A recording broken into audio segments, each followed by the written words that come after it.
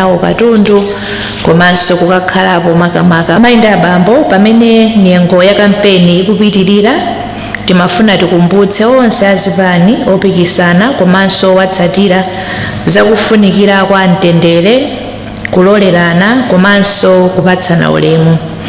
Zisankho ndi mpikisano wa mfundo zopititsa dziko lathu lino patsogolo, osati nkhondo. Timafunanso tilimbikitse onse amene akaponye voti kuti adzipezeka mu misonkhano ya kampeni komanso mitsutso ndi cholinga chodziwa mfundo za opikisana zimene zingawathandizire kupanga chisankho chabwino pa tsiku loponya voti. Ovota amene ali ndi chidziwitso chabwino ndi amene amayika maziko abwino a democracy. Choncho kupempha kwathu ndiko kuti tiyeni onse amene tinalembetsa tikhale ndi chidwi kumvetsera kuti kodi manifesto akuti bwanji, ku misonkhano ya kampeni akuti bwanji, kuti tingathe kudziwa mfundo za amene akupikisana nawo kuti tingathe kukachita chisankho chabwino pamene tikukaponya voti. Amayi ndi abambo, mu chisankho chilichonse pamakhala nkhani zabodza ndi zopeka zimene zimapereka chiopsezo kuti ndondomeko za chisankho zisayende bwino. Tikulimbikitsa Malawi kuti apewe mayesero okonza kugawa kapena kukhulupirira nkhani zabodza zomwe zilibe umboni, zomwe zimafala makamaka pa masamba a mchezo komanso zina zongokambidwa pakamwa chabe. Nkhani zabodza zimafala mwachangu ndipo zili ndi kuthekera kusokoneza ndondomeko zathu za chisankho komanso kusokoneza chitetezo pamalo ovotera, ngakhale kuchotsa chikhulupiriro pa zotsatira za chisankho. Nkhani zabodza zimatha kupangitsa ovota kuti asakavote, kubweretsa mantha komanso kubweretsa mikangano pakati pa nzika za dziko. Pachifukwa ichi ndi udindo wa ovota wina aliyense kutsimikiza ngati uthenga wina uliwonse umene alandira uli woona. Bungwe la MEC ndi lokhalo limene limapereka uthenga wa chisankho odalirika, ndipo nzika zonse zikulimbikitsidwa kuti zizidalira bungwe ili pa uthenga wawo. Chonde titsindike pamene pa Malawi tiyeni tipewe fake news, tipewe misinformation, tipewe disinformation. Chifukwa chokuti zimenezi zingathe kutichotsera bata komanso kutichotsera mtendere komanso zikhoza kubweretsa nkhawa mpaka mwina ena kugwa ulesi kuti asakaponye voti. Tiyeni aliyense wa ife atenge udindo kuonetsetsa kuti nkhani zimene tikukamba ndi zoona, nkhani zimene tikufalitsa ndi zoona. Before you hit that forward or send, verify that the information you are sending is true and it is credible and it is not fake news, it is not misinformation, it is not disinformation. Pomaliza tikutsimikizireni kuti commission ipitiriza kupereka mauthenga azokonzekera za zisankho pa ndime ina iliyonse yofunikira. Commission ikugwira ntchito imosabisa pofuna kulimbikitsa chikhulupiriro cha Malawi pa ndondomeko ya chisankho. Ndi chikhumbo chathu komanso tikutsimikizireni Malawi kuti chisankho chitiyendetsa mwachilungamo motsata malamulo komanso kuti chikhale chokomera wina aliyense. Tiyeni tisunge bata ndi mtendere komanso tiyeni titsatire zonse zochitika. Koposaposa aliyense amene analembetsa mkaundula wathu wa voti, tiyeni pa 16 tidzatuluke mwaunyinji ndi kukaponya voti yathu. Zikomo kwambiri, Ambuye akudalitseni nonse.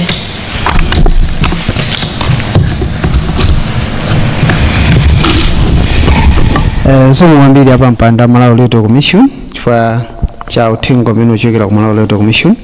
Pano mundilole kuti ndipereke mpata kwa Atolankhani kutheka kuti ali ndi mafunso. Ndiye ndikupemphani kuti muzibwera patsogolo apa ndi kutchula dzina lanu ndi kufunsa komanso musayiwale kutchula kumene mwachokera.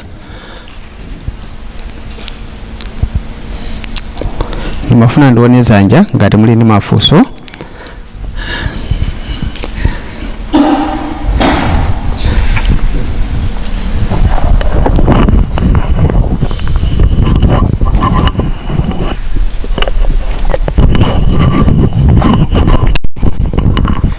Zomwe kwambiri chair. dzina langa ndi Emmanuel Chikonso, ulemu kwa makomishona onse maso aliyense mwali nyumba ino.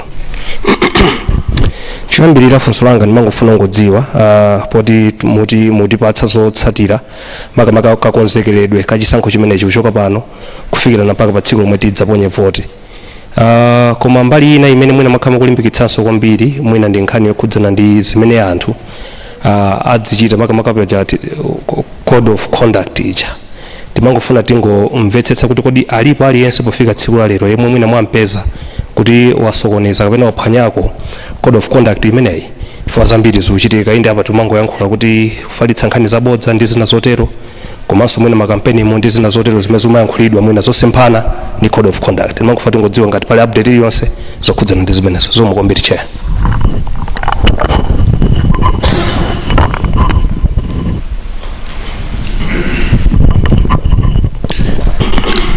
Zikomo kwambiri, dzina langa ndi Wycliffe Njiragoma, ndachokera ku newspaper ya Nation.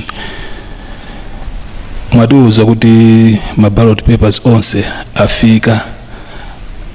Panali uthenga wina omwe tinaona anatumiza bwana Sangwani onena kuti ndege ina inena kufika usiku, I think wadzulo.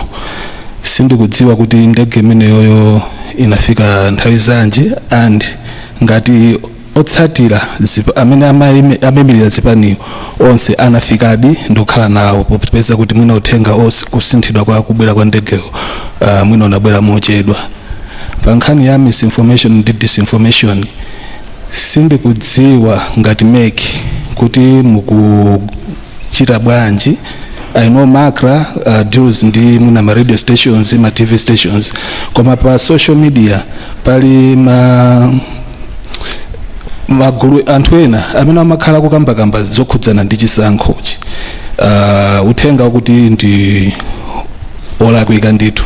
Sindikudziwa apart from kungoza anthu kuti apewe kufalitsa, apewe kutsatira zomwe anthu ngati amene akuchita. Inuyo ngati meki mukugwiritsa ntchito ndondomeko ziti kana mukugwira ntchito ndi ati kuti mwina zimene zozo zisapitirire. Thank you.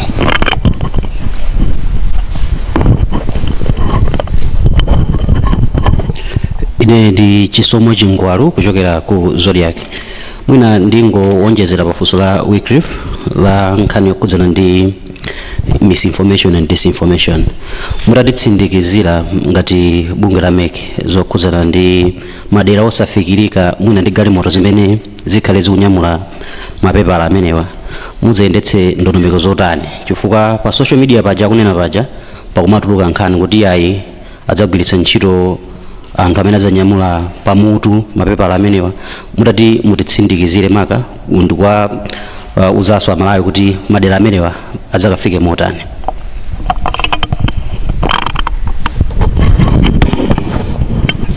Zomwe kwambiri ndi pempheya pa mpando wa Malawi Electoral Commission kuti ayankhepo pa mafunso amenewa.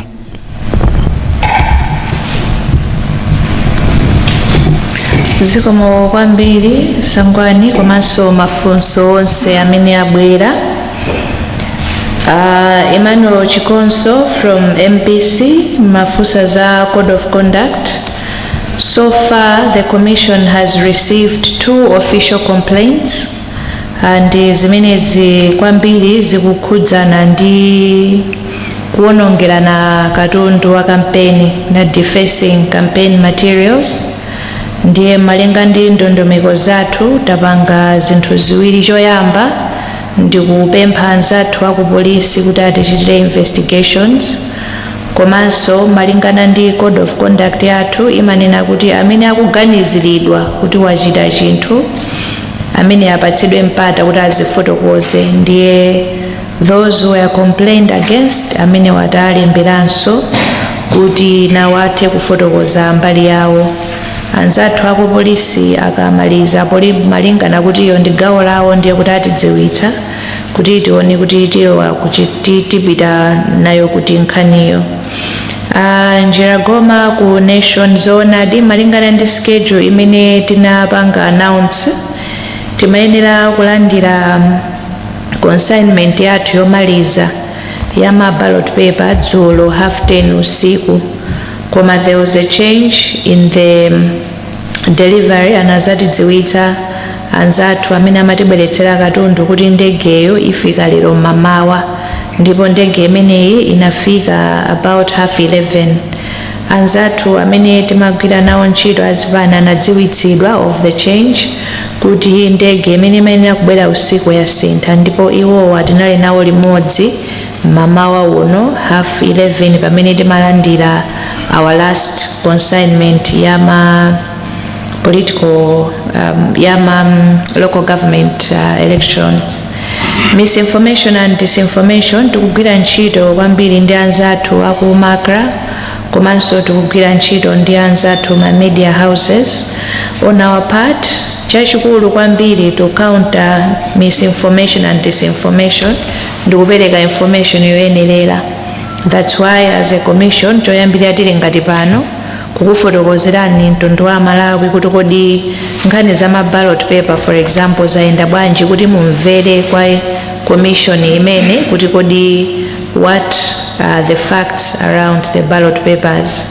Komanso chimodzimodzi monga ndanenera kuti kupita chitsogolo tizikhala ndi ma press briefings pafupi kufotokozerera mtundu wa Malawi. Komanso tili ndi ma platform athu osiyanasiyana pamene timakhala tupanga publish information. We are on X, we are on Facebook, we are on Instagram. Komanso tili ndi tsamba lija timayika mu newspaper yanu imene ku Nation kuti tizitha kuwadziwitsa anthu mtundu wa Malawi kuti chikuchitika ndi chani, so that they have the accurate information. Tikatero ndiye kuti tikuchepetsa mpata we are debunking the fake news or misinformation and disinformation. From ZBS, pepani sindinamve dzina lanu, koma from ZBS hard to reach areas. Commission imagwiritsa ntchito all modes of transportation available, ndiye kuti tikutha kuyenda pa galimoto, kwina timatha kugwiritsa ntchito maboti, kwina timatha kugwiritsa ntchito njinga, kwina amapita ndi anthu amene chifukwa chokuti sikungafike galimoto, sikungafike china chilichonse. To answer your question briefly, timagwiritsa ntchito njira ina iliyonse imene ilipo kuti ma materials athu akafike ndithu ndipo anthu athe kupanga nawo participate in the electoral processes. Ziko.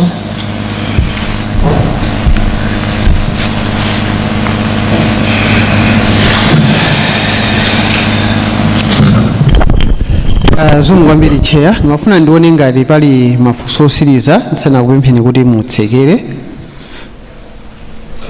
Sindikuona dzanja ndi apa mpanda meki ndikupemphani kuti mutipase mawu anu otsekera. Zikomo kwambiri.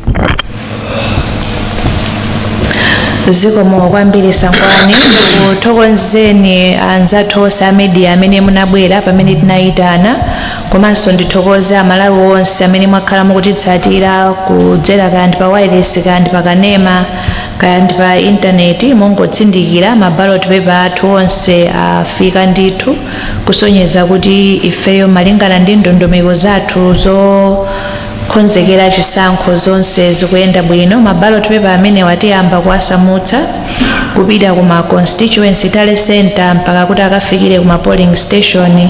Ntchito imene tiyamba pa 9. Tipemphe anzathu azipani komanso amene mukuyimirira ma independent candidate komanso inu ma CSOs anzathu a media titsatire ndithu ndondomeko imeneyi kuti tiyende limodzi. Mungobwerenzera tikhala tikufika pano kumapereka ma updates osiyanasiyana pamene tikufika kumathero kokonzekera chisankho chathu. Tiyeni tonse amene tinalembetsa mkaundula wathu wa voti tikhale okonzeka ndithu kuti pakazangoti pa 16 September 6 koloko mmawa tikafike mwaunyinji ku polling station kuti tikathe kuponya voti yathu. Chonde tipemphenso tonse kuti tisunge bata ndi mtendere. Malawi ndi mmodzi, tisaononge Malawi fa chisankho. Tonse ndife amodzi, tiye mtendere limodzi angakhale tili ndi chisankho ichi. Komanso chisankho ndi mpikisano. Tipemphe kwa iwo amene akupikisana nawo kuti mukhale mukuzikonzekeretsa nokha komanso amene akukutsatirani kuti ngati zitatheka kuti chisankho sichinakuyendereni koma ndondomeko zonse zayenda bwino zotsatira tiyeni tizazivomereze ngati pangakhale mavuto tigwiritse ntchito njira zimene malamulo anakhazikitsa kuti zikakhala kuti sitinakondwere nazo tipange bwanji koma tiyeni tisunge bata ndi mtendere zikomo kwambiri ambuye akudalitseni nonse.